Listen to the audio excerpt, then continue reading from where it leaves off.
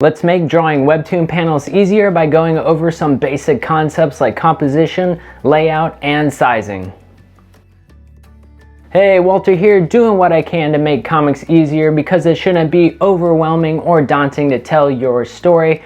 I make videos about making comics, so if that's something you're into, make sure you hit that subscribe button. So this video is going to be a primer for drawing Webtoon and comic panels. Watch this video, take some notes, let me know what you're still struggling with and what doesn't make sense to you. I'm here for you, so let me know what you need. Also, I made another video called AMAZE Panels. You should check that video out for all the info you could possibly want regarding all the different types of panels you can do for your Webtoon.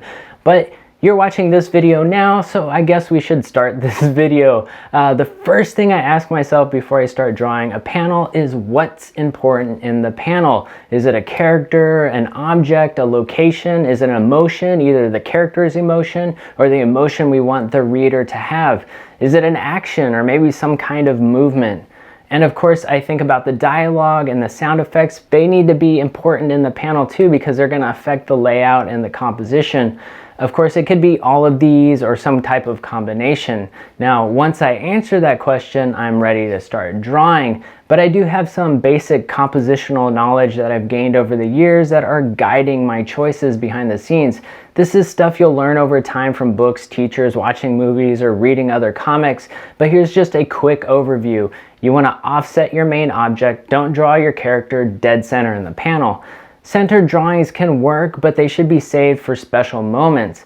The easiest compositional rule to use for offsetting is the rule of thirds. Simply divide your canvas into thirds, both vertically and horizontally. Place your important objects on these lines, with the main focus being at the intersections.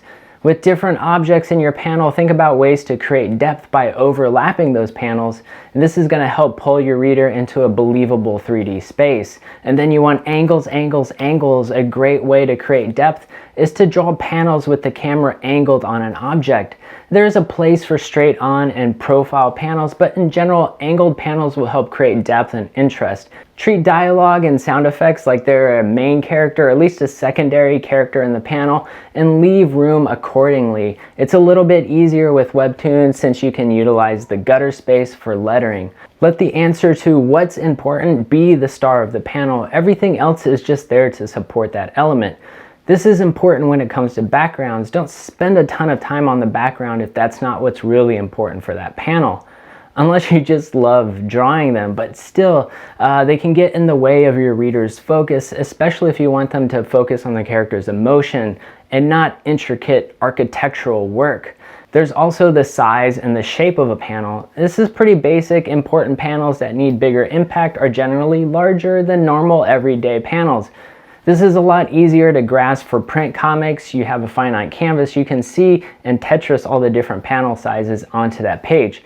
Now, Webtoon offers an infinite canvas, which can be a bit overwhelming because the size options are limitless. So we solve this by realizing we really don't have an infinite canvas. It's finite because of the reader's display size. So putting a display guide on our canvas will help our brains understand what's a normal panel, what's a large panel, or a small panel. You can also use my template file, which has these grids. Each box is roughly the size of someone's computer display. So if you want the panel to fill up the entire view, you fill up an entire box. If you want people to be able to see the panel and the lettering at the same time, plan your composition with the lettering balloons in place.